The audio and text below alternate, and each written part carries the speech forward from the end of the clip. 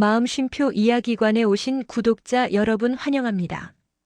오늘은 며느리를 따돌리고 떠난 시댁 여행이 전화 한 통에 모든 상황이 뒤바뀌어 버린 이야기를 해보려고 합니다.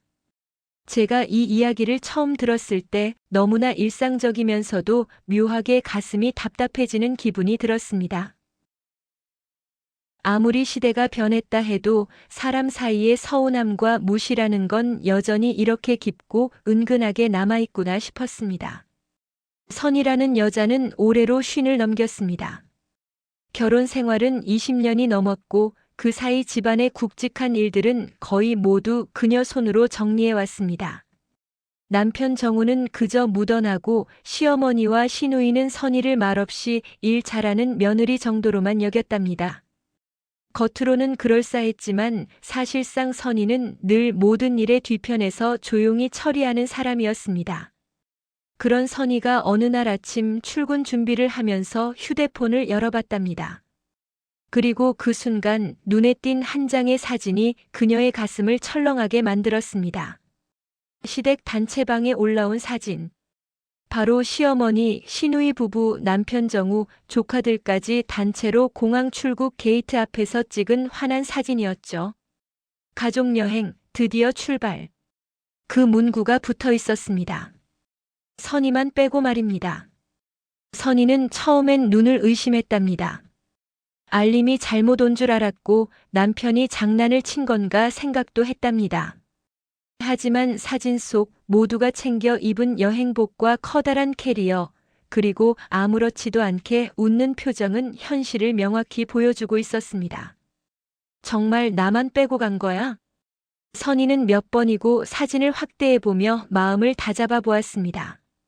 그러나 사진을 보면 볼수록 손끝이 저릿할 정도로 서운함이 밀려왔다고 했습니다. 자신이 빠진 자리에 누군가 선이는 안 와? 라고 묻는 사람도 없었겠지. 남편 정우는 단 한 번도 이건 아닌데요 라고 말하지 않았겠지. 그런 생각이 꼬리에 꼬리를 물었습니다. 그날 아침 선이는 남편에게 전화를 걸어봤답니다. 3번의 신호 끝에 겨우 연결된 정우는 마치 아무 일도 아니라는 듯 말했습니다. 아, 그거? 엄마가 갑자기 가자고 해서 너 바쁠까봐. 바쁘다는 말 한마디로 아내를 빼놓고 떠난 여행. 그마저도 출발 후에 통보했습니다. 이건 배려도 아니고 잊어버림도 아니었죠. 그저 감정의 중심에서 선이를 완전히 제외한 것이었습니다. 선이는 그 말을 듣고도 더 캐묻지 않았답니다. 캐묻는다고 돌아오는 건 핑계뿐이라는 걸 이제는 알 정도로 오래 살았으니까요. 그래도 마음 한구석에서는 이런 기대가 남아 있었답니다. 혹시라도 하루 뒤에라도 남편이 연락해서 미안하다고 말하지 않을까? 혹시라도 시어머니가 전화해서 다음엔 같이 가자고 말하지 않을까? 하지만 그런 연락은 끝내 오지 않았습니다. 오히려 시누이가 올린 여행 스토리가 계속해서 SNS 타임라인에 올라왔습니다. 바다, 호텔, 근사한 저녁. 그 모든 풍경 속에서 선이는 아예 존재하지 않는 사람처럼 사라져 있었습니다. 그런데 말이죠. 이 이야기가 여기서 끝났다면 그저 흔한 서운함, 가족 간의 무시로 끝났을 겁니다. 하지만 진짜 사건은 그들이 호텔에 도착한 이후 벌어졌다고 했습니다. 저는 그 다음 말을 들었을 때 순간적으로 심장이 덜컥 내려앉는 느낌이 들었습니다. 왜냐면 아무도 예상치 못한 선이의 이름이 그 호텔에서 울렸기 때문입니다. 시댁 일행이 호텔 체크인을 마치고 방키를 배정받으려던 그때였습니다. 프런트 직원이 갑자기 시어머니 쪽을 바라보며 이렇게 외쳤답니다. 혹시 김선희님과 동행이신가요? 김선혜 고객님 관련해서 긴급 연락이 와 있습니다. 순간 호텔 로비가 조용해졌고 시어머니 얼굴이 굳어졌습니다. 남편 정우도 당황해서 직원에게 다가갔다고 했습니다. 선이요? 왜요? 무슨 일인데요? 그러자 직원이 이렇게 말했다고 합니다. 급한 가족 연락이라 가까운 분들께 먼저 전달하라고 하셔서요. 그 말을 들은 시댁 식구들 얼굴이 순식간에 일그러졌죠. 왜 하필 지금, 왜 하필 여기서, 왜 하필 선희의 이름이 나온 건지 모두가 이해하지 못한 눈치였습니다. 그리고 그 긴급 연락의 정체가 밝혀졌을 때 여행 첫날부터 벌어진 작은 불씨는 결국 시댁 전체를 흔드는 불길이 되고 말았답니다. 제가 듣기로는요, 시댁 식구들이 호텔에 도착한 날 오후 3시쯤이었답니다. 남해 쪽에 있는 큰 리조트였는데 로비가 넓고 화려해서 사진 찍기에도 좋고 딱 그런 우리 잘 산다는 티내기 좋은 곳이었다더군요. 시어머니부터 시누이까지 모두 여행에 들떠 있었고 정우는 그들을 따라다니며 짐을 챙기느라 정신이 없었다고 했습니다. 그런데 체크인을 마치고 방 배정을 받으려는 순간이었답니다. 프런트 직원이 큰 목소리로 묻지 않았으면 이야기는 아마 여기까지도 오지 않았을 겁니다. 혹시 김선희님과 동행하신 분 계신가요? 그 한마디에 시어머니가 잔뜩 웃음 띠던 얼굴로 갑자기 눈썹을 치켜 세우며 뒤돌아봤고 시누이는 선희? 하고 중얼거리며 서로를 보더랍니다. 정우는 짐을 내려놓고 허둥지둥 프런트 앞으로 걸어갔습니다. 왜요? 선희가 무슨 일이 생겼습니까? 직원은 아주 평온한 목소리로 그러나 이상하게도 시댁 모두의 심장을 철렁 내려앉게 만드는 말을 꺼냈답니다. 가족분들께 연락이 급히 필요한 상황이라고 합니다. 김선희님 관련해서 주민센터에서 여러 차례 연락이 왔다고 하더군요. 가까운 가족들에게 먼저 전달해달라고 해서요. 그때 시어머니가 그 말을 툭 잘랐습니다. 아니, 그걸 왜 우리한테 전달합니까? 그 사람은 여행 안 왔고 어차피 별로 가까운 사이도 아닙니다. 직원은 조금 당황한 표정이었지만 금세 다시 정중하게 말했다더군요. 연락이 닿지 않아 남편분 그리고 시댁 가족분들께 먼저 전달하라고 해서요. 그 말을 듣자 정우 얼굴이 확 굳었습니다. 시누이는 눈치를 살피며 정우 옆으로 다가와 속삭였답니다. 오빠, 뭐 숨긴 거 있어? 왜 주민센터에서 우리한테까지 연락이 와? 정우는 곧바로 짜증을 냈습니다. 아, 몰라. 그냥 뭐 잘못 전달됐겠지. 왜 이렇게 예민해? 여행 왔는데. 하지만 시어머니가 분위기를 더 망가뜨렸습니다. 욱하는 성질이 딱 발동한 거죠. 예민하긴 누가 예민해? 며느리 때문에 우리가 여기서 이게 뭐야? 그냥 끊어버리고 오지 그랬어. 전화도 제대로 안 받는 여자한테 왜 우리가 신경을 써야 해? 그 말이 로비에 그대로 울려 퍼졌다더군요. 주변 사람들이 돌아볼 정도였답니다. 그러자 호텔 직원이 조심스럽게 말했습니다. 말씀드리는 게 조심스럽지만 연락 온 내용이 체납 및 행정 관련 급한 건이라고 합니다. 확인이 필요하다고 해서 바로 그 순간이었습니다. 정우의 얼굴이 마치 피가 싹 빠져나가듯 창백해졌다더군요. 시어머니는 그 모습을 보고 다시 정우를 몰아세웠답니다. 아니, 이게 다 뭔데? 내가 뭘 또 숨긴 거야? 왜 며느리가 체납이 생겨? 집안일은 며느리가 다 맡아서 한다며? 그 말을 들은 시누이가 뒤에서 작게 혼잣말처럼 덧붙였다더군요. 그러니까 오빠가 며느리한테만 떠넘긴 거지 뭐. 정우는 더 이상 부인할 말이 없었나 봅니다. 입술을 꾹 물고 말도 못하고 있었다더군요. 그 순간 시댁 전체 분위기가 한순간에 바뀌었다고 했습니다. 앞에서는 환한 얼굴로 가족여행 하더니 뒤에서는 서로를 의심하고 추궁하는 장면이 펼쳐진 거죠. 그때 시어머니가 프런트 직원에게 묻습니다. 그러니까 그 연락을 선희한테 직접 해야 하는데 연락이 안 되니까 우리한테 왔다는 거죠? 직원은 고개를 끄덕였고 그 대답을 듣자마자 시어머니가 어딘가 찔린 듯한 얼굴로 얼어붙더랍니다. 왜냐하면 그 연락이 긴급으로 분류된 데는 나름의 이유가 있었기 때문입니다. 주민센터에서 지난주부터 몇 차례나 연락을 돌렸다고 했습니다. 체납 고지뿐 아니라 정우와 관련된 행정 문제가 묶여 있어 가족 구성원 확인이 반드시 필요하다고 했고요. 그 과정에서 연락처가 실제로 계속 안 받쳐서 가까운 가족에게라도 전해달라는 요청이 이어졌던 겁니다.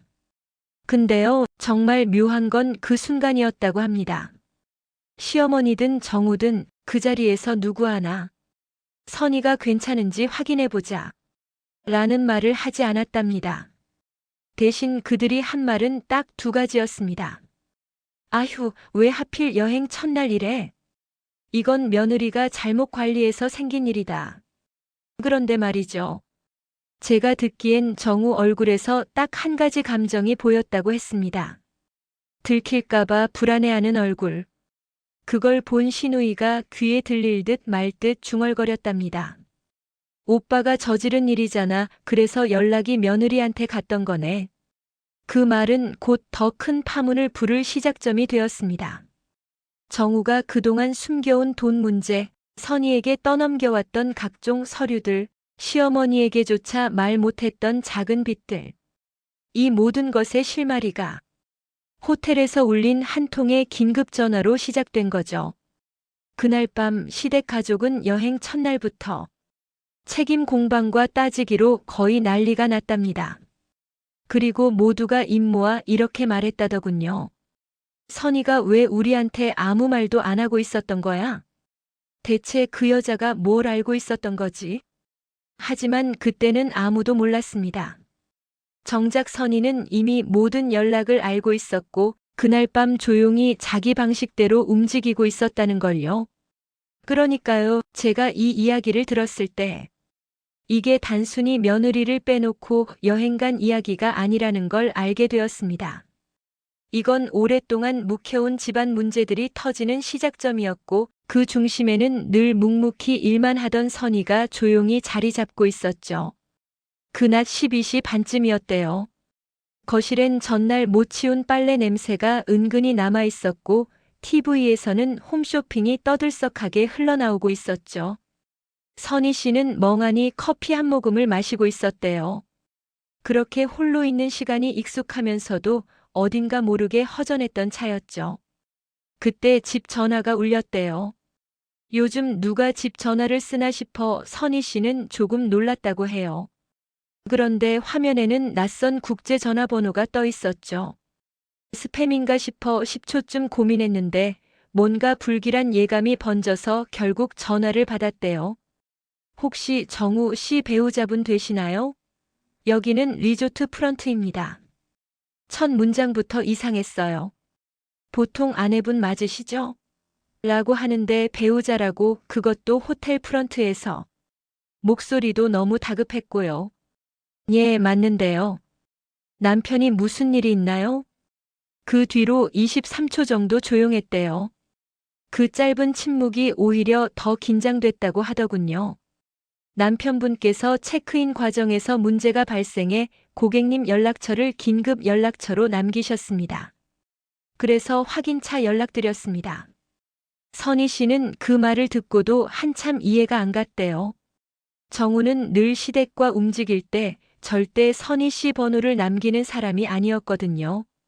늘 시어머니 번호 아니면 시누이 번호였어요. 그래서 더 이상했죠. 무슨 문제가 생겼다는 거죠? 남편이 다친 건 아니죠? 전화기 너머 직원은 바로 답하지 않았대요. 오히려 설명을 최대한 삼가는 듯 조심스러웠죠. 그 부분은 저희가 자세히 말씀드리기 어려운 상황입니다.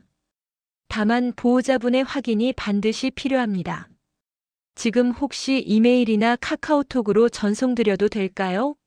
신분 관련 서류와 예약자의 정보가 조금 맞지 않아서. 그 말에 선희 씨는 잠시 말을 잃었대요. 신분 관련 서류가 맞지 않는다니 그게 무슨 소리인가 싶었죠. 잠깐만요. 지금 시댁 식구들이 다 같이 간 걸로 알고 있는데 가족들이 거기 있지 않나요? 그 사람들한테 물어보시면 되잖아요. 그랬더니 호텔 직원이 한참 머뭇거리다가 이런 말을 했대요. 그분들도 현재 프런트에서 상황을 파악하는 중이긴 한데요. 예약자 본인 확인이 필요해서 남편분이 남기신 비상 연락처가 고객님뿐입니다. 순간 선희 씨는 가슴이 쿵 내려앉았다고 하더군요. 아니, 평생 자신을 투명인간 취급하던 시댁인데 어떻게 비상 연락처가 자신일 수가 있나? 정우가 연락처를 잘못 적었나? 혹은 다른 의도가 있었던 건가? 온갖 생각이 들었지만 확신할 수 있는 건 딱 하나였대요. 이건 평범한 상황이 아니라는 것. 일단 보내주세요. 제가 확인해 볼게요. 전화를 끊자마자 카카오톡으로 호텔 직원에게서 사진 3장이 도착했대요. 첫 번째는 예약 서류, 두 번째는 체크인 중 분쟁이 있었다는 기록, 그리고 마지막 한 장은 무엇보다 충격적이었대요. 예약자 이름은 정우. 그런데 동반자 이름이 배우자 선희가 아니라 뜻도 보도 못한 어떤 여자 이름이 적혀 있었죠. 그 이름은 선희 씨가 한 번도 들어본 적 없는 사람이었대요. 하지만 더 소름 돋았던 건 그 이름 옆에 적힌 관계. 스파우스 아내. 순간 선희 씨는 손에서 휴대폰을 떨어뜨릴 뻔했대요. 머리카락이 쭈뼛 서고 온몸에서 식은땀이 났다더군요. 정우가 누구와 함께 여행을 온 건지, 그리고 그걸 가족들이 어떻게 알고 있는 건지 아무것도 알 수 없었어요. 그런데요, 진짜 문제는 그 다음이었어요. 선희 씨가 아직 충격에 빠져 멍하게 화면을 바라보고 있을 때 다시 전화가 울렸대요. 이번엔 호텔 번호가 아니라 정우 어머니, 그러니까 시어머니였죠. 받기도 전에 어떤 분위기인지 느낌이 왔대요. 벌써부터 큰일이 났구나. 선희 씨는 직감했대요. 전화를 받자마자 시어머니 목소리는 거의 비명에 가까웠대요. 선희야, 지금 빨리 호텔로 와야겠다. 정우가 내 남편이 큰일을 했다. 아주 우리 집안을 뒤집어 놓을 일을. 그 말에서 공포, 분노, 수치 이런 감정들이 뒤섞여 있었대요. 그리고 끝에 덧붙인 말이 더 문제였어요. 내가 정우한테 뭐 한 거 아니지? 무슨 약점 잡혀서 우리가 이 꼴 난 거 아니지? 호텔에서 너한테 연락했다더라. 꼭 연락해 달라더구나. 그제야 선희 씨는 이상하다고 느꼈대요. 왜 호텔은 자신에게 연락했을까? 왜 정우는 비상 연락처를 선의로 적었을까? 왜 시댁은 그 사실을 몰랐다고 했을까? 단순한 외도 문제가 아니라 무언가 더 깊은 문제가 있다는 느낌이 들었대요. 그리고 그 느낌은 곧 현실이 돼요. 그날 밤 호텔에서 또 다른 전화가 오게 되거든요. 이번엔 프런트가 아니라 보안팀이었어요. 그리고 그 전화는 선희 씨 삶을 통째로 뒤바꿔 놓을 시작점이 되죠. 그날 저녁이었대요. 갑자기 어두워진 집안이 이상하게 더 넓어 보이고 잘못 건드리면 모든 게 무너질 것처럼 불안한 공기가 돌아다녔다고 해요. 선희 씨는 저녁도 제대로 못 챙긴 채 소파에 앉아 휴대폰을 손에 쥔 채 멍하게 있었대요. 그리고 그 상태로 몇 시간을 버티고 있었죠. 그런데 밤 9시 조금 넘어서였을까요? 휴대폰이 또 울렸대요. 이번엔 아예 처음 보는 번호였어요. 국가번호도 호텔 번호 형식도 아닌 이상한 조합의 숫자들. 받지 말까? 받아야 하나? 수십 번 망설인 끝에 전화를 받았죠. 여기는 리조트 보안팀입니다. 혹시 정우 씨의 보호자분이신가요? 이번엔 보호자라는 말이 더 생생하게 꽂혔다고 하더군요. 목소리가 단호하고 사무적이고 뭔가 일이 단순한 투숙 문제는 아니라는 느낌이 확 들었대요. 네, 제가 맞습니다. 무슨 일이죠? 남편이 다친 건 아니죠? 보안팀 직원은 바로 답하지 않았어요. 잠깐 숨을 고르는 것 같더니 조심스럽게 말을 꺼냈죠. 다친 건 아닙니다. 하지만 사건이 발생했습니다. 고객님의 도움이 필요합니다. 그 말 한 문장에 선희 씨는 등에서 식은땀이 흘렀대요. 사건이요? 직원은 더 자세한 설명을 하려다 말고 조금 주변을 살피는 듯 목소리를 낮췄죠. 남편분과 동반 투숙하신 여성분과 관련해 분쟁이 발생했습니다. 호텔 규정상 특정 부분은 말씀드리기 어렵지만 CCTV와 체크인 기록 확인 과정에서 여러 문제가 발견되고 있습니다. 여기서 선희 씨는 숨이 멈추는 기분이었다고 해요. 동반 투숙한 여성. 이 말 하나로 이미 모든 게 설명되는 듯 했죠. 하지만 이상하게도 보안팀은 그 여자의 신상도 정우의 상태도 제대로 말하지 않았어요. 오히려 마지막에 이런 말까지 덧붙였대요. 남편분이 현재 연락이 두절된 상태입니다. 그 문장이 너무 비현실적으로 느껴졌대요. 연락이 두절됐다고? 호텔에 있는데? 가족들이랑 있는 사람인데? 잠깐만요. 가족이랑 같이 갔다고요. 시어머니랑 시누이도 같이 있을 텐데요.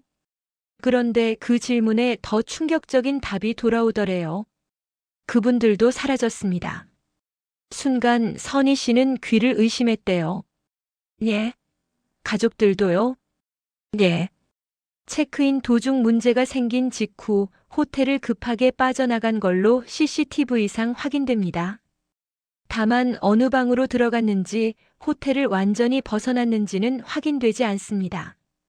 이쯤 되니 상황은 더 복잡해졌죠. 정우가 다른 여자와 예약을 했다? 근데 그 사실을 시댁은 몰랐다? 그 와중에 분쟁이 생겼고 가족들이 갑자기 자취를 감췄다. 그것도 해외 호텔에서 대낮에. 이건 아무리 생각해도 단순한 외도나 부부싸움의 종류가 아니었어요. 선희 씨도 그때부터 뭔가 더 큰 문제가 숨어 있다는 느낌을 강하게 받았대요. 제가 어떻게 해야 하나요? 일단 저희가 보안팀 사무실로 오시라고 연락드리려 했는데요. 해외라 어렵겠죠. 선희 씨는 대답조차 못했대요. 그냥 숨만 크게 들이쉬었다가 내쉬는 것밖에 못했다고. 그때 보안팀 직원이 아주 조심스러운 목소리로 말했대요.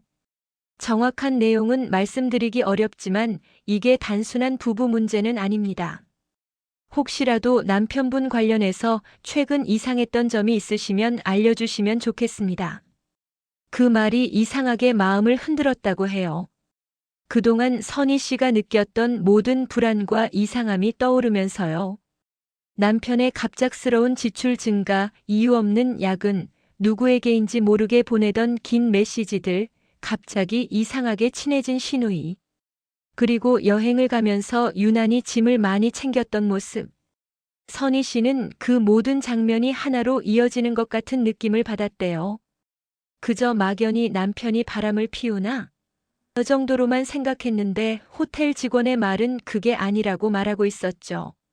보안팀에서 통화를 끝내기 전 마지막으로 했던 말이 선희 씨 귀에서 계속 맴돌았다고 해요. 혹시라도 국내에서 정우 씨가 진행하던 일 계좌 혹은 문서 관련해서 최근에 이상한 움직임은 없었나요? 계좌, 문서. 이 두 단어가 선희 씨 마음을 단단히 붙잡았어요. 왜냐면 딱 3일 전 정우 지갑 안에서 우연히 본 종이 한 장 때문이었죠. 어떤 문서 사본이었는데 자세히 보기도 전에 정우가 허둥지둥 빼앗아가며 말했어요. 아, 이거 회사 계약서야. 건들지 마. 근데 표정이 너무 이상했대요. 눈길을 피하고 목소리가 떨리고 손에 땀이 잔뜩 배어 있었고. 그때는 그냥 회사 일이 복잡한 줄 알았죠. 근데 지금 생각하면 그 표정이 그럴 표정이 아니었다는 거죠. 전화를 끊은 뒤 선희 씨는 한참 동안 움직이지 못하고 앉아 있었대요. 마치 몸이 바닥에 붙어버린 것처럼. 그런데 진짜 충격은 그 다음이었어요. 밤 11시가 조금 넘었을 때 카카오톡 알림이 하나 더 왔대요. 번호도 이름도 없는 낯선 계정. 메시지엔 딱 한 줄. 선희 씨, 남편분 문제 알고 계셨습니까? 그 말투가 너무 익숙했대요. 자기 이름을 그렇게 부르는 사람은 딱 한 명이었거든요. 시누이 정미. 그 계정으로 정미가 메시지를 보낼 리가 없었는데 왜 어떻게 무슨 이유로? 그리고 바로 밑에 도착한 사진 한 장. 사진 속에는 호텔 복도에서 누군가를 붙잡고 실랑이 하는 정우가 찍혀 있었대요. 그리고 그 옆에서 얼굴을 가리고 있는 어떤 여자. 그 여자 손엔 여행용 캐리어가 들려 있었대요. 캐리어에 붙은 태그에는 선희 씨가 아까 봤던 그 낯선 여자 이름이 적혀 있었죠. 그리고 사진 아래 적힌 두 번째 메시지. 이 여자가 누구인지 정말 모르십니까? 그 순간 선희 씨는 직감했대요. 이 일이 단순한 외도 여행이나 가족 싸움이 아니라는 걸. 정우가 감추던 건 다른 종류의 비밀이라는 걸. 그리고 다음 날 선희 씨는 결국 결심을 하게 되죠. 평생 뒤로 물러서고 참고만 있던 사람이 처음으로 선택을 합니다. 시댁에게 끌려가는 게 아니라, 상황을 당하는 게 아니라 이번엔 자신이 직접 움직이겠다고. 밤새 잠을 거의 못 잤대요. 눈을 감으면 자꾸 호텔 보안팀의 목소리가 들리고 시누이가 보냈다는 그 사진이 떠오르고 정우가 신랑이 하던 그 여자의 얼굴 없는 모습이 어른거리고 침대에 누워 있어도 마음이 계속 뛰어서 결국 새벽 5시쯤엔 아예 일어나 버렸다고 해요. 그렇게 불도 켜지 않은 거실에서 멀뚱히 앉아 있었대요. 그리고 그 순간 문득 깨달았대요. 이렇게 가만히 있는다고 아무것도 풀리지 않겠구나. 전화만 받고 놀라기만 해서 해결되는 일이 아니구나. 이제는 내가 직접 움직여야겠다. 그때 처음으로 선희 씨는 결심을 했대요. 25년 동안 단 한 번도 해본 적 없는 결심. 시댁 문제를, 남편 문제를 누가 대신 해결해 주길 기다리지 않겠다고. 그렇게 마음을 정하니 조금씩 정신이 또렷해졌대요. 그리고 제일 먼저 한 일은 남편 정우의 방으로 들어가는 거였어요. 방문을 오래 바라보다가 조심스럽게 열었대요. 결혼 초엔 같이 쓰던 방이었지만 오랫동안 서로 멀어져서 정우가 거의 자기만의 공간으로 쓰던 곳이었죠. 선희 씨는 평소엔 들어가기조차 부담스러워했어요. 하지만 오늘은 달랐죠. 이제는 남편이 감춰둔 걸 꼭 확인해야 했으니까. 정우 방은 평소처럼 가지런했대요. 서류가 쌓인 책상, 깔끔하게 정리된 서랍, 출근복 옷걸이, 정우가 쓰던 각종 장비들. 겉으로 보기엔 그 어떤 의심도 할 수 없는 평범한 방이었죠. 하지만 선희 씨는 알았대요. 겉으론 멀쩡해 보여도 그 안엔 반드시 뭔가 숨겨져 있을 거라고. 그리고 정말 놀라운 건 정우의 서랍을 하나씩 열다 보니 생각보다 금방 단서가 나왔다는 거예요. 작은 서류 봉투 하나. 봉투 위에는 아무 표기 없이 조용히 눌러놓은 듯한 느낌. 그 안에는 종이 몇 장과 은행 우편물, 그리고 카드 영수증이 들어있었대요. 영수증은 전부 같은 호텔 브랜드였어요. 그것도 이번에 시댁 가족이 가 있는 호텔과 같은 계열의 곳. 날짜도 최근 몇 달간에 걸쳐 있었죠. 그리고 제일 끝에 있던 종이 한 장이 선희 씨를 멈춰 세웠대요. 어제 보안팀이 말했던 것처럼 계좌 관련 문서였어요. 통장 거래 내역. 그런데 제가 듣고도 놀랐던 건 거래 내역에는 일정한 금액이 계속 빠져나간 기록이 있었고 수신인은 그 호텔 예약자 명단에 적혀 있던 그 여자 이름이었죠. 선희 씨는 서류를 보다가 손이 떨렸대요. 이 여자가 누군데? 남편이 왜 이 사람에게 돈을 보내고 있었던 거지? 단순히 외도라기엔 금액이 꽤 컸대요. 이건 무슨 사업 투자나 어떤 협력 관계처럼 일정 금액이 지속적으로 들어가는 형태였어요. 그 순간 보안팀이 한 말이 다시 떠올랐대요. 부부 문제라고 하기엔 이상한 점이 많습니다. 혹시 문서나 계좌 관련해서 최근 변동 없었나요? 이게 단순한 바람이 아니라는 확신이 은근히 들기 시작했죠. 그렇게 자료들을 살펴보다가 탁자 위에 놓인 태블릿이 눈에 들어왔대요. 늘 잠금이 걸려 있어서 열어본 적이 없었는데 희한하게도 이날만은 화면이 잠겨 있지 않았어요. 마치 누군가가 서둘러 나가느라 잠금 설정을 못한 것처럼. 태블릿을 열었더니 메신저 앱 하나가 떠 있었대요. 그 안엔 그 여자로 추정되는 사람과의 대화가 있었어요. 내일 도착하면 바로 체크인 할게. 가족들한테는 회사 일정이라고 말했어. 이번엔 꼭 같이 가자. 지난번처럼 취소하면 나 진짜 가만 안 있을 거야. 정미가 눈치챈 것 같아. 조심해. 이 세 문장만으로도 선희 씨는 머리가 띵해지고 혈압이 올라가는 것 같았다고 해요. 정우가 시누이 정미를 언급했다? 그 말은 즉 시누이가 이 여자의 존재를 알고 있었다는 뜻이죠. 그러면 시어머니도 알고 있을 가능성이 높고 결국 시댁 전체가 이 사실을 어느 정도 공유하고 있었던 건 아닐까? 왜 지금까지 아무도 말하지 않았을까?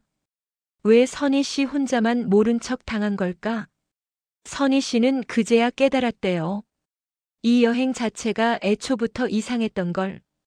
아무 말도 없이 떠난 게 아니라 아예 선희 씨를 제외하고 떠난 여행이었다는 걸. 이때쯤 선희 씨는 마음이 이상하게 차분해졌대요. 처음엔 충격이었는데 시간이 지나니까 오히려 더 냉정해졌다고 해요.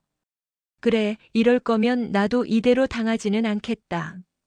그렇게 태블릿 화면을 넘기고 있는데 그때 전화가 울렸대요. 번호는 정미 시누이. 어제 그 카카오톡을 보낸 장본인이었죠. 전화를 받을까 말까 망설였대요. 하지만 결국 받아버렸죠. 선희야, 너 아직도 상황 파악이 안 되니? 전화기 너머로 정미의 비웃는 듯한 목소리가 들렸대요. 잠도 못 잔 탓인지 목소리가 대부분 갈라져 있었지만 여전히 건방지고 공격적인 톤이었죠. 지금 너희 가족들 다 호텔에서 난리 난 거 알아? 정우가 그 여자 때문에 난동 부렸어. 완전 창피한 줄 알았잖아. 근데 그 여자 내가 모르는 사람이 맞아? 선희 씨는 한참 아무 말도 못했대요. 정미가 무슨 의도로 묻는지 알고 있었거든요. 자신이 당황하는 걸 확인하고 싶어 한다는 것도 잘 알았고요. 그런데 정미의 마지막 한마디가 정말 충격적이었다고 해요. 참, 너도 알긴 알아야 하니까 말하는데 그 여자 정우랑 오래된 사이야. 아마 너보다 더 잘 알걸? 그 순간 선희 씨는 목구멍이 꽉 막히는 느낌이 들었대요. 하지만 울지 않았어요. 대신 이상할 정도로 또렷하게 깨달았대요. 이 사람들은 나를 완전히 바보로 만들고 있었구나. 그리고 그렇게 생각하는 순간 그동안 마음속 깊이 눌러놨던 감정이 터져 올라왔대요. 분노, 배신감, 그리고 이대로는 절대 끝낼 수 없다는 결심. 전화를 끊고 나서 선희 씨는 단 하나의 선택을 했대요. 나도 호텔로 간다. 그동안 시댁이 하라는 대로만 하고 정우가 원하는 대로만 살아왔지만 이번만큼은 절대 뒤에서 당하고 있을 생각이 없었어요. 그리고 바로 다음 날 아침 선희 씨는 평생 처음으로 혼자서 비행기 표를 검색하고 여권을 챙기고 짐을 꾸리고 있었대요. 정우와 시댁 식구들이 묵고 있던 호텔은 바닷가가 한눈에 내려다 보이는 곳이었습니다. 저는 그날 아침 호텔 복도에서 특유의 음산한 정적이 감도는 기분을 먼저 느꼈습니다. 평소라면 가족들이 웃고 떠드는 소리가 새어나와야 할 시간인데 복도 전체가 비어있는 듯 고요했습니다. 그 고요가 어떤 폭풍의 전조 같았습니다. 로비로 내려갔을 때 프런트 직원 2명이 목소리를 낮게 깔고 심각한 표정으로 무언가를 확인하고 있었습니다. 정우와 시어머니가 앉아있는 자리에는 이미 경찰까지 와 있었습니다. 저는 순간 숨이 턱 막히는 느낌이 들었습니다. 무슨 일이 일어난 건지 짐작조차 되지 않았습니다. 그저 그 분위기가 말해주고 있었을 뿐이었습니다. 이건 절대 사소한 일일 수 없다는 것을요. 제가 조심스레 다가가자 시어머니는 벌벌 떨리는 손으로 휴대폰을 움켜쥐고 있었습니다. 얼굴은 창백했고 눈은 충혈돼 있었습니다. 정우 역시 평소에 무심하고 오만한 태도가 전혀 보이지 않았습니다. 대신 초조함이 얼굴에 그대로 드러나 있었습니다. 저는 아무 말도 하지 않은 채 그 앞에 섰습니다.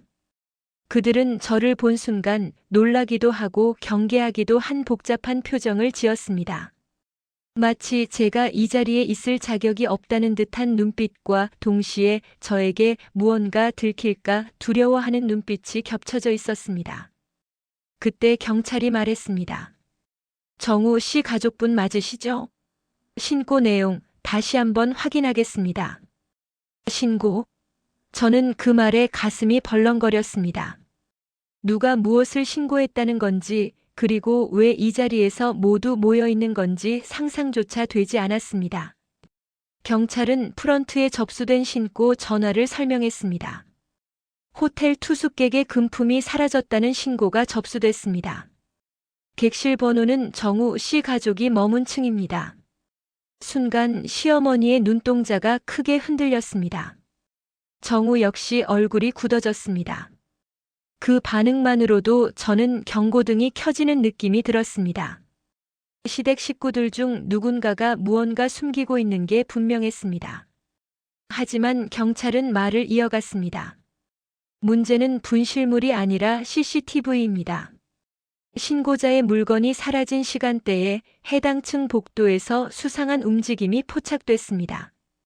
그 말을 들은 시어머니가 결국 참지 못하고 소리를 질렀습니다. 아니, 우리가 왜 그런 오해를 받아야 합니까? 우리는 그냥 여행 온 가족이에요. 정우도 얼굴을 붉히며 호텔이 관리도 제대로 못한 걸 왜 우리한테라며 억울하다는 듯 말했습니다. 그러나 경찰은 단호했습니다. 그래서 확인이 필요합니다. CCTV에 찍힌 사람이 이 일행 중 한 명일 가능성이 있어서요. 모두 확인 절차에 협조해 주셔야 합니다. 그 말을 듣는 순간 저는 묘한 이질감을 느꼈습니다. 평소라면 억울함을 끝까지 우겨대며 화를 냈을 시어머니가 갑자기 입을 다물고 무릎을 꼭 붙이고 앉아 있었습니다. 손은 계속 떨리고 있었고 휴대폰을 손에서 놓지 않으려고 하는 듯 했습니다.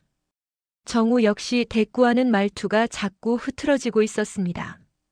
저는 그들의 얼굴을 보며 속으로 생각했습니다. 이 사람들 분명 뭔가 알고 있다. 제가 그 생각을 끝내기도 전에 경찰이 추가로 말했습니다. 그리고 더 확인해야 할 게 있습니다. CCTV에 찍힌 사람 뒤에서 누군가가 조용히 따라오고 있는 장면이 있습니다. 그런데 그 사람이 경찰은 말끝을 흐렸고 정우와 시어머니는 동시에 그를 바라봤습니다. 그 사람이 누구냐고요? 정우가 목소리를 높였습니다. 경찰은 휴대폰을 열어 화면을 보여주며 말했습니다. 그 누군가가 이분을 찾는 것처럼 보였습니다. 그 순간 시어머니가 제 쪽을 확 돌아봤습니다. 정우 역시 제 얼굴을 똑바로 바라봤습니다. 호텔 로비 전체의 시선이 제게로 집중됐습니다. 저는 속이 섬뜩하게 식어가는 걸 느꼈습니다. 왜냐하면 경찰이 보여준 CCTV 속 뒷모습은 제가 전혀 모르는 사람이었지만 분명하게 저를 향해 걸어오는 것처럼 보였기 때문이었습니다. 그러나 더 심각한 건 그 다음이었습니다. 경찰은 작은 목소리로 말했습니다. 그리고 이 사람 신고자가 아니라 호텔 측에서 먼저 확인 요청한 인물입니다. 호텔도 이 사람을 찾고 있습니다. 그리고 정우와 시어머니는 이미 숨을 삼켰습니다. 이 사람이 정우 씨 가족과 관련된 사람 가능성이 높다고 해서요. 정우의 얼굴이 순식간에 창백해졌습니다. 시어머니는 숨이 막힌 듯 가슴을 부여잡았습니다. 그리고 저는 깨달았습니다. 지금 호텔을 뒤집어 놓은 이 긴급 호출은 단순한 분실 신고가 아니라는 것을. 이건 누군가가 이 호텔까지 쫓아온 신호였고 시댁이 가장 두려워하던 사람이 움직였다는 뜻이었습니다. 그리고 그 사람이 왜 하필 이 여행 일정까지 알고 있는지 그 모든 의문이 한순간에 저를 휘감았습니다. 로비 한가운데에 서 있던 저는 마치 무대 위에 스포트라이트를 받은 사람처럼 모든 시선이 쏠리는 걸 느꼈습니다. 정우와 시어머니는 이미 표정이 떨리고 있었고 경찰은 제 얼굴과 휴대폰 화면을 번갈아 보며 상황을 정리하려 하고 있었습니다. 그런데 호텔 직원이 그 순간 급히 뛰어와 경찰에게 뭔가를 속삭였습니다. 직원의 목소리는 작았지만 떨리고 있었고 그것만으로도 이 상황이 더 심각해졌다는 걸 알 수 있었습니다. 경찰은 고개를 끄덕이더니 제게 말했습니다. 선희 씨, 잠시만 저희와 함께 이동해 주시겠습니까? 호텔에서 확인해야 할 게 있습니다. 너무 걱정하지 마시고요. 걱정을 하지 말라니 이미 이 상황 자체가 비상사태였습니다. 저는 천천히 고개를 끄덕였고 주변의 시선이 저를 붙잡는 듯 했지만 그냥 그대로 따라갔습니다. 뒤에서는 시어머니가 떨리는 목소리로 말했습니다. 저 여자가 왜? 그 사람이 왜 저 여자를 찾습니까? 그 말에 경찰이 짧게 대답했습니다. 그건 확인해 봐야 알죠. 하지만 이 인물 분명히 선희 씨를 인지하고 움직인 것 같습니다. 말도 안 돼요. 우리 가족 여행 일정도 모르는 사람이 어떻게? 시어머니의 목소리는 점점 공포로 뒤섞여 갔습니다. 정우는 어딘가 새파랗게 질린 얼굴로 제 뒷모습만 바라보고 있었습니다. 저는 그 눈빛을 보고 한 가지 확신이 들었습니다. 이 두 사람은 뭔가 알고 있었습니다. 그리고 그 알고 있는 무언가 때문에 이 사태가 벌어진 것이라는 것도요. 경찰 사무실로 쓰이는 작은 회의실에 들어가자마자 호텔 보안팀장이 CCTV 화면을 보여줬습니다. 화면에는 새벽 3시쯤 되는 시각에 복도가 비쳤고 한 남성이 모자를 눌러쓴 채 주변을 살피며 걸어가고 있었습니다. 그리고 뒤이어 마치 그를 미행이라도 하듯 다른 사람이 복도 끝에서 모습을 드러냈습니다. 이 두 명이 호텔에 동시에 들어왔습니다. 보안팀장이 설명했습니다. 첫 번째 남성은 분실 신고자입니다. 그런데 두 번째 남성은 이 호텔 예약 내역에도 없고 객실 출입 기록도 없습니다. 그러면 들어온 경로는요? 제가 조심스레 물었습니다. 그게 문제입니다. 보안팀장은 깊은 숨을 내쉬었습니다. 건물 뒤편의 비상계단을 통해 들어왔습니다.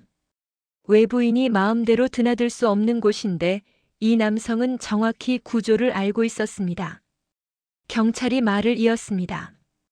더 중요한 건 이 사람이 복도에서 멈춘 지점입니다. 어디였습니까? 정우 씨 가족이 묵는 층, 그리고 정확히 선희 씨가 묵을 예정이었던 방 앞입니다. 그 말을 듣는 순간 스르륵 등골이 얼어붙는 듯 했습니다. 제가 묵을 예정이었던 방.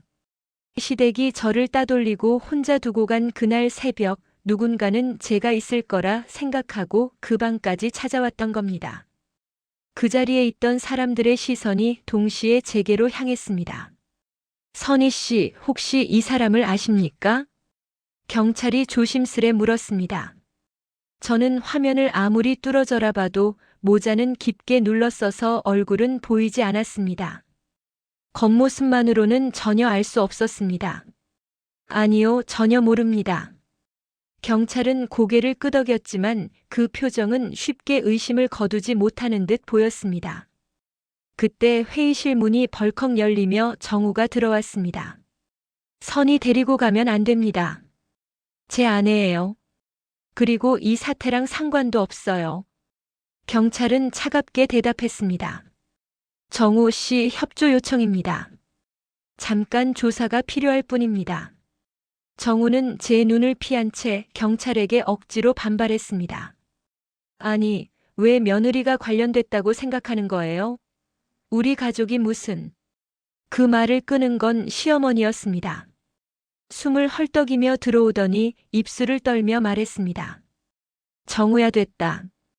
우리가 먼저 말해야 한다. 그 한마디에 회의실 안의 공기가 무거운 쇳덩이처럼 내려앉았습니다.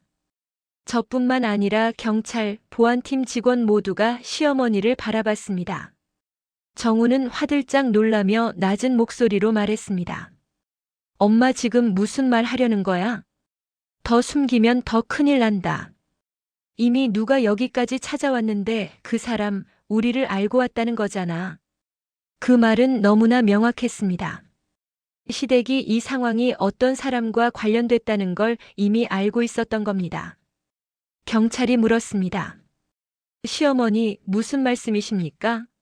신고자도 아닌 모르는 남성이 가족 숙소를 찾아왔다고 하셨는데 이유가 있는 겁니까?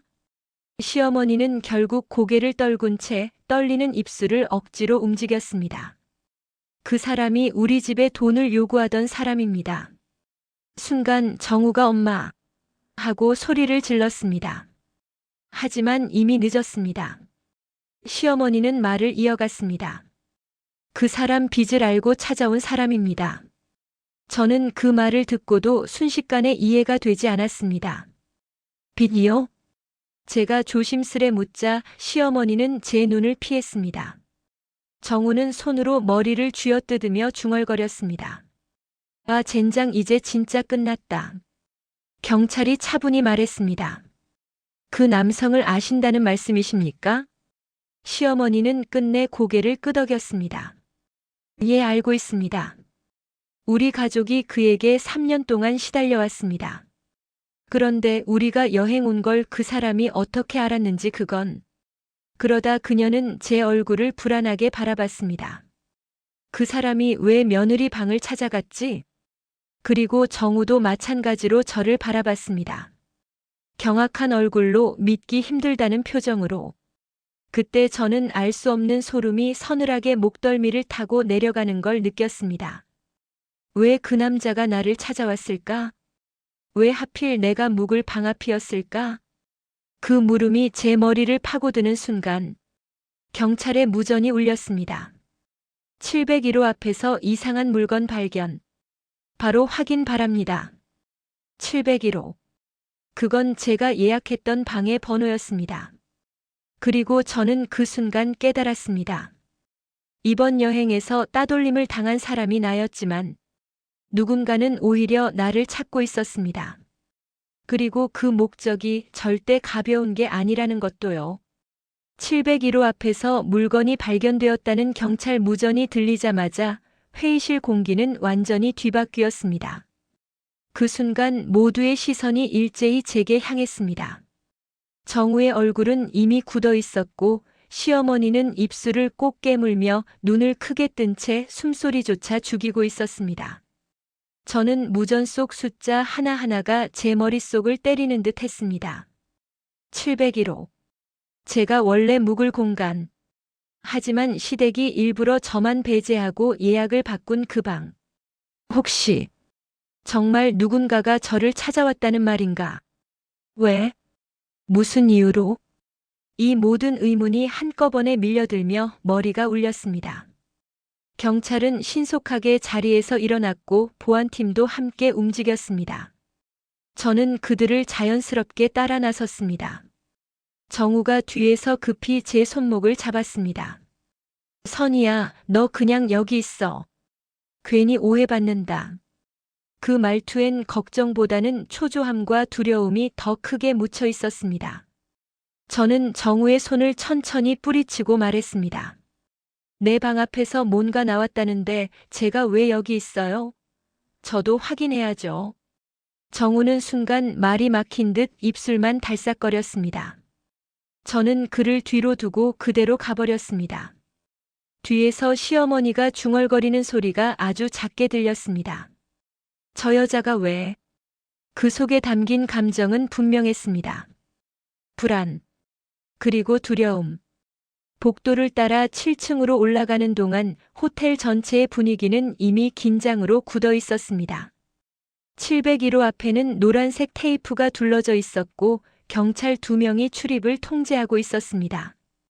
복도 끝에는 시댁 식구 몇 명이 모여 웅성거리며 무슨 얘기를 하고 있었습니다. 저를 보자마자 그들의 표정은 순식간에 복잡하게 일그러졌습니다. 마치 이 모든 일이 선희 때문일지도 모른다. 그런 눈빛이었습니다. 경찰이 저를 보며 조심스럽게 말했습니다. 선희 씨, 발견된 물건을 확인해 주시기 전에 혹시 심리적으로 불편할 수 있으니 마음 준비를 하시는 게 좋겠습니다. 저는 긴장으로 목이 말랐지만 묵묵히 고개를 끄덕였습니다.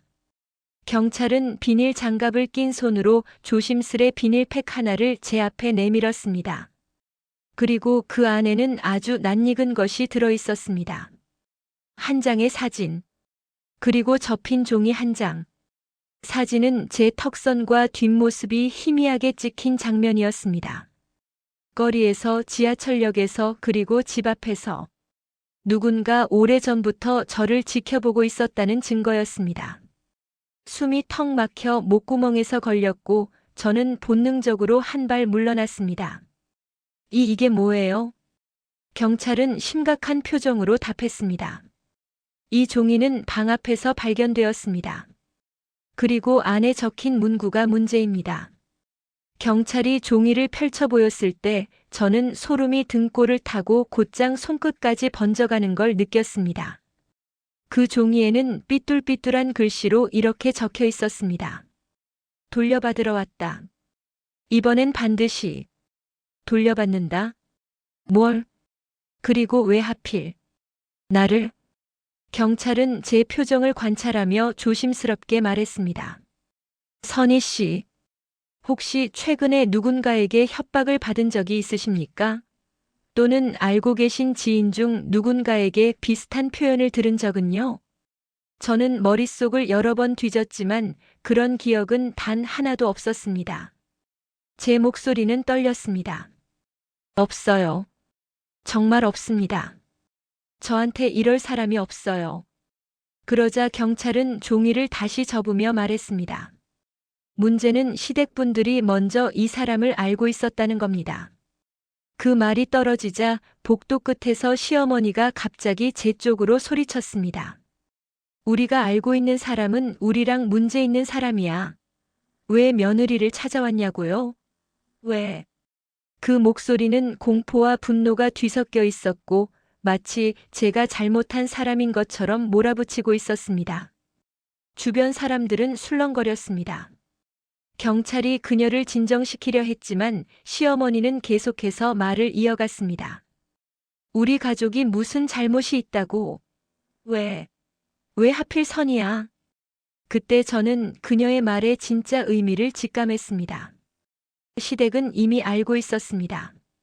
그 남자가 이 호텔까지 올 정도로 위험한 사람이라는 걸, 그 사람이 우리 가족을 오래 괴롭혀왔다는 걸, 그리고 이 여행 일정까지 알고 있었다는 것도. 하지만 시댁은 그 사실을 저에게 단 한 번도 말하지 않았습니다. 왜? 정우가 갑자기 제 쪽으로 다가왔습니다. 얼굴은 완전히 무너진 표정이었습니다. 선이야, 미안한데 사실은. 그 말을 듣고 저는 이 사람이 무슨 말 하려는지 너무나 직감적으로 알 것 같았습니다. 정우와 시어머니는 분명히 뭔가 더 숨기고 있었던 겁니다. 경찰이 정우에게 물었습니다. 정우 씨, 정확히 말씀하십시오. 이 남성과 선희 씨 사이에 무슨 일이 있습니까? 정우는 눈을 감고 고개를 푹 숙였습니다. 몇 초간의 침묵. 숨도 쉴 수 없는 정적. 그리고 정우가 떨리는 목소리로 말했습니다. 그 사람 선이 찾으러 온 거 아닙니다. 순간 저는 심장이 멈춘 줄 알았습니다. 정우는 힘겹게 입을 열었습니다. 사실은 나 때문입니다. 그 말이 떨어지는 순간 저는 제 세계가 완전히 뒤집히는 느낌을 받았습니다. 그리고 동시에 확신했습니다. 그 남자가 목적지가 나였던 이유는 정우가 숨기고 싶은 어떤 과거 때문이라는 것을. 정우가 나 때문입니다라고 말하는 순간 저는 단순히 충격을 받는 정도가 아니었습니다. 그 말을 들었을 때 느껴진 건 설명할 수 없는 감정이었습니다. 분노, 허탈함, 그리고 묘한 공포가 한꺼번에 뒤엉켜 뼛속까지 파고드는 느낌이었습니다. 경찰도 호텔 보안팀도 시어머니도 모두 정우를 바라봤습니다. 그중 가장 얼굴이 굳어있던 사람은 단연 시어머니였습니다. 그녀는 차갑게 얼어붙은 표정으로 정우를 바라보며 말했습니다. 정우야, 너 지금 무슨 소리를 하는 거니? 하지만 정우는 그 시선을 더 이상 피할 수 없다는 듯 조용히 입을 열었습니다. 내가 그 사람한테 돈을 빌린 적이 있습니다. 순간 복도에서 되던 모든 소리가 멎었습니다. 호텔 손님들 웅성거리던 목소리까지 마치 전체가 정적 속에 빠진 것 같았습니다. 엄마가 아는 건 절반이에요. 그 말을 듣자마자 시어머니의 표정이 완전히 바뀌었습니다. 이미 알고 있는 사실이 아니라는 게 눈에 보였습니다. 그녀는 그 순간 처음으로 아들의 얼굴을 모르는 사람 보듯 바라보고 있었습니다. 경찰이 정우를 향해 단호하게 말했습니다. 정확히 말씀하십시오. 빌린 돈이라는 게 어떤 겁니까? 금액, 기간, 용도 그리고 무엇보다 선희 씨가 여기에 왜 엮인 겁니까? 정우는 제 쪽을 보지 않은 채 말했습니다. 저 사람은 선희를 찾으러 온 게 아닙니다. 제가 선희 이름으로 빚을 냈습니다. 그 한 문장은 제 몸 전체에서 힘을 빼버리기 딱 충분했습니다. 숨이 멎은 것처럼 폐가 꽉 막히고 심장이 미친 듯이 뛰기 시작했습니다. 저는 본능적으로 벽에 손을 짚으며 균형을 잡았습니다. 뭐라고 했어? 제 목소리는 떨렸고 제 귀에조차 낯설게 들릴 정도였습니다. 정우는 결국 저를 향해 눈을 들었습니다. 그 눈빛에는 죄책감도 반성도 없었습니다. 오직 들키기 싫었던 비밀이 드러난 사람의 초조함만 가득했습니다. 내가 내 이름으로 대출을 받았다고.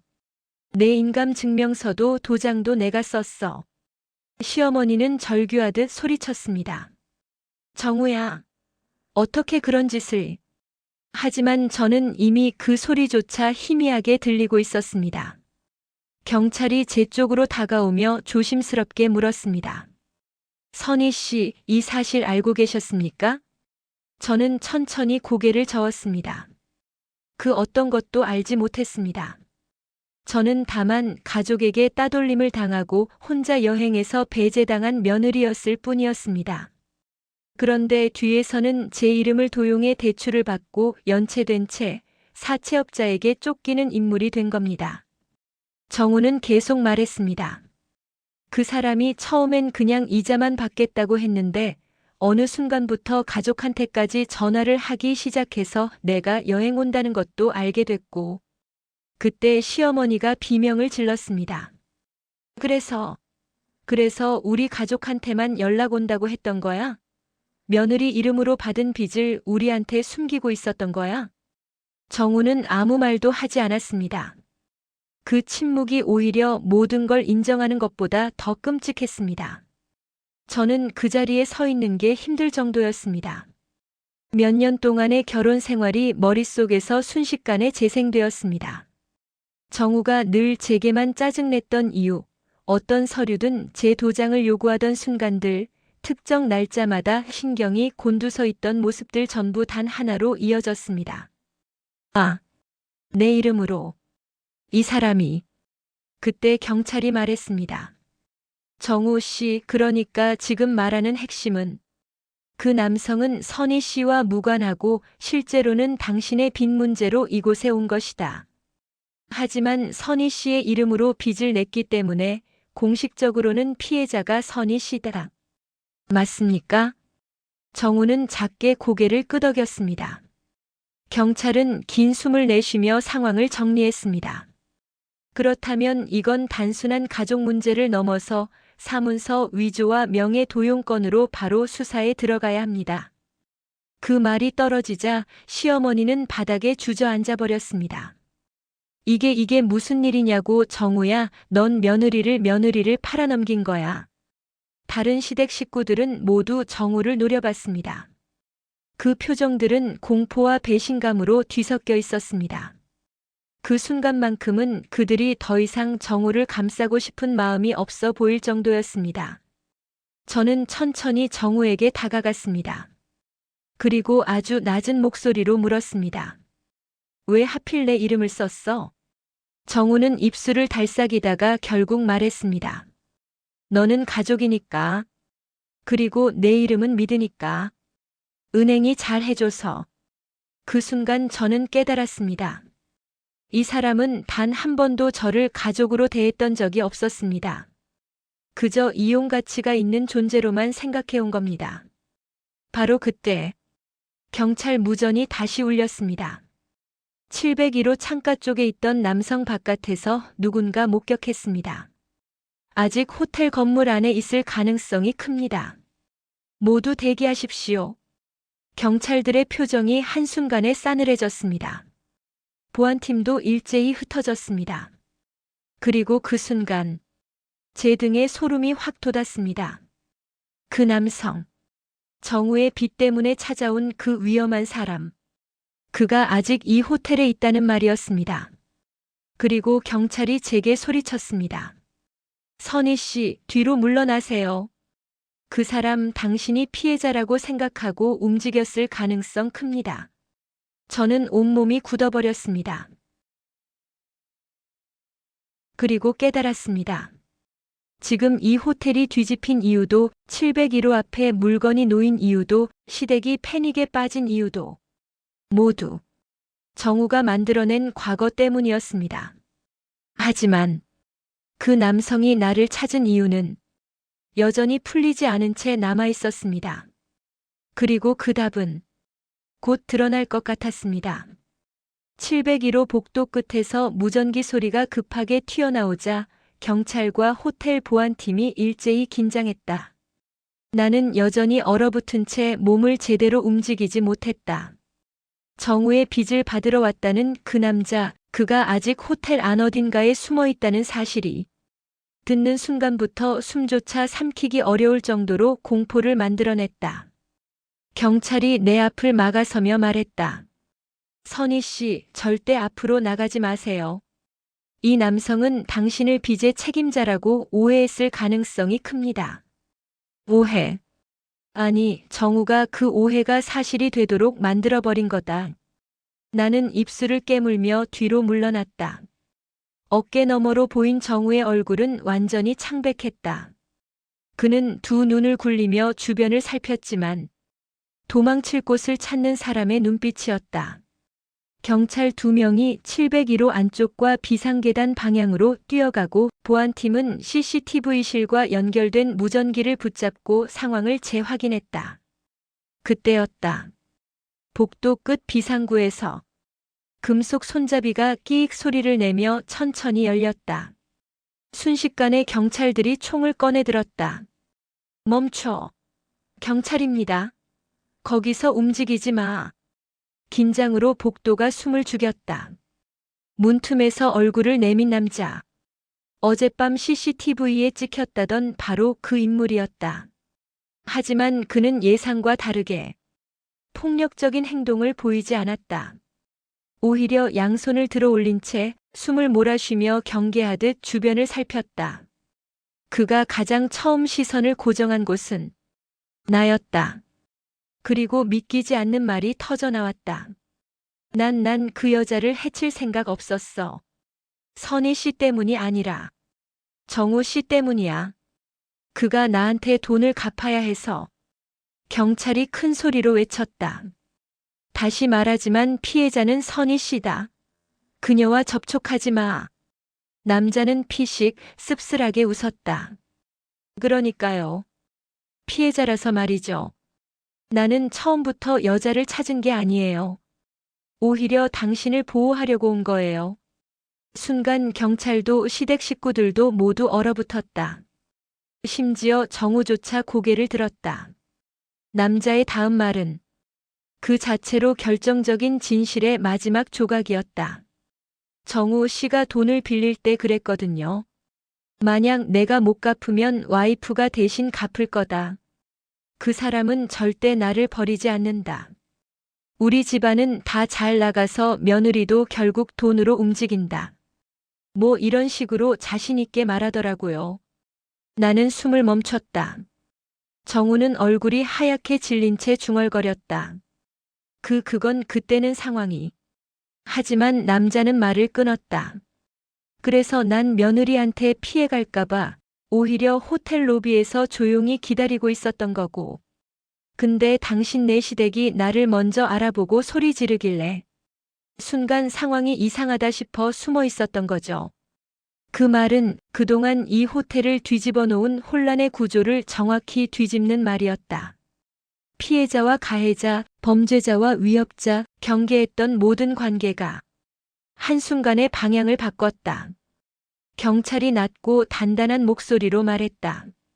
정우 씨, 당신은 지금 사문서 위조, 명예도용, 사채 불법 계약, 그리고 가족을 위험에 빠뜨린 혐의가 모두 성립합니다. 그 순간 시어머니가 비명을 질렀다. 안 돼. 내 아들이 그럴 리 없어. 하지만 경찰은 냉정했다. 정우 씨, 체포합니다. 삐걱. 금속 수갑이 채워지는 소리가 복도에 울렸다. 정우는 고개를 숙인 채 저항하지 않았다. 나는 그 모습을 지켜보면서 이상하게 눈물이 나오지 않았다. 슬픔도 분노도 공포도 모두 섞여 끝내 감정이 무너지는 지점을 넘어선 느낌이었다. 정우는 마지막으로 내게 시선을 돌렸다. 그 눈빛은 애원도 회한도 아닌 발각된 사람의 허탈함에 가까웠다. 선이야. 난 그저 버티려고 했던 것뿐이야. 나는 아무 말도 하지 않았다. 그 말은 구차한 변명이었고 누구보다 나에게 잔인한 말이었다. 경찰이 그를 끌고 가며 말했다. 이제 선혜 씨는 법적으로도 명확한 피해자입니다. 우리가 보호할 테니 걱정 마십시오. 정우가 완전히 복도 끝에서 사라질 때까지 나는 그냥 가만히 서 있었다. 그 후 사채업자는 경찰에 의해 조사받는 과정에서 정우의 모든 위조 행위와 상담 기록, 문자 내역을 제출했다. 나는 정식 피해자로 인정받아 명예 도용된 모든 대출이 취소되었다. 시어머니는 눈물을 흘리며 찾아왔지만 나는 조용히 말했다. 저는 가족으로 여겨진 적이 없었습니다. 이젠 저 자신을 지키고 싶어요. 그 말에 시어머니는 더 말을 잇지 못하고 돌아섰다. 그리고 긴 조사가 끝난 뒤 병원에서 나오던 날 담당 경찰은 마지막으로 말했다. 선희 씨, 이제 자유입니다. 그 말이 가슴 깊이 파고들었다. 나는 천천히 숨을 들이마시고 길게 내쉬었다. 그리고 깨달았다. 이 혼란의 여행, 이름 하나 때문에 흔들렸던 인생, 사랑이라 착각했던 결혼. 모든 것이 끝났다는 것을 정말로 완전히